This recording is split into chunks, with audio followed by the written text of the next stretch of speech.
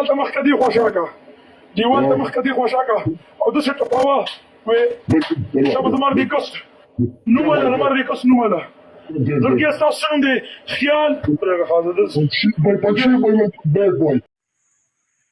السلام علیکم ورحمۃ اللہ وبرکاتہ. زم تاسو ورو تاسو ملګری احسان الله ملګرو تاسو به دغه ویډیو کتلی د فری خان فری او دغه بل یو ماشوم چې دی 18 سال مونږ بار ویډیو کوو چې هر د خپل خويندې میندې چې دی د ټیک ټاک نه لري ساتي ولې چې ټیک ټاک یو ناسور دی ټیک ټاک چې دی یو نشره ملګرو نن سبا د ټیک ټاک په ډالرو د ګټلو فوجا باندې فلایو سرایا په گیفټین سره نن سبا خپل عزتونه دوی تار کړل ملګرو تاسو ته لکته شي چې دا څه قسمه لوبه کوي دی پسې ډېر خلکو ویډیوګانې جوړ کړې دی په جړا شو دی په مکر او دی په قرآن پاک را واغوستې چې زه به نور دا ویډیو نه کوم خو ملګرو بیا هم راووته دغه فری خان فری بیا هم دغه په عاشق خوري ملګرو دې سره چې دی تقریبا 18 سال عمر ماشوم چې دی هغه ورسره لایو راغلی دی او هغه ته دا نخرې کوي دا پیښې کوي مونږ بار وایو چې د داسې خلکو مونږ خلاف راوځو داسې خلکو یو आवाज اوچت کړي چې داسې خلک چې دی نو په ټیک ټاک باندې دغه غلطي ویډیوګانې نه کوي آیا د دې په ځای یو اصلاحي پیغام ورکوي آیا تاسو د ټیک ټاک په ځای چې دی اسلامیک کنټینټ ویډیو خېجوئ نو تاسو به پیدا ولې چې ټیک ټاک ته وایي چې یو په کاپی رایټ کنټینټ باندې مونږ تعالی ډالر درکو نو ولې تاسو چې دی نو دغه غلطي ویډیوګانې چې دی هغه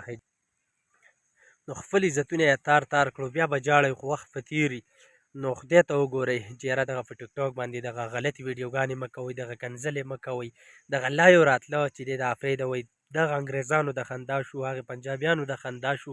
دغه انډینو د خندا شو چې یاره پښتانه وګوره پښتانه هم به دې نالت باندې راوړی دو تاسو خو ټول د پښتنو چې دی نوم بدنام کو ملګرو دې ته وګوره مازغه مې ورته دانګي خو زه ویم زموږ خو دغه یو اصلاحي پیغام دی یو اواز اوچتول دي باقي کار چې دی د دوی دي تاسو ته وایم زما د ویډیو چې دی لازمي دا چینل سبسکرایب کړئ بیل آیکن باندې کلیک کړئ چې دا ویډیو دی له خامخا ورسي چې دغه ویډیو وګوري ملګرو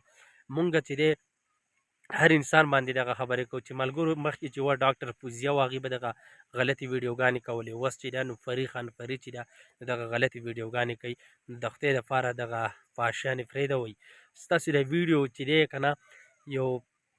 بلې زنانه له ورشي هغه به ترې څه سبق حاصل کړي یو ماشوم له ورشي هغه به ترې سم سبق حاصل کړي نو ځان یې په شرمونو وشرموه الله یې تباه و برباد کړم زه به ورته څه ویم ملګرو که زما ویډیو خوښه شوي خپلو ملګرو سره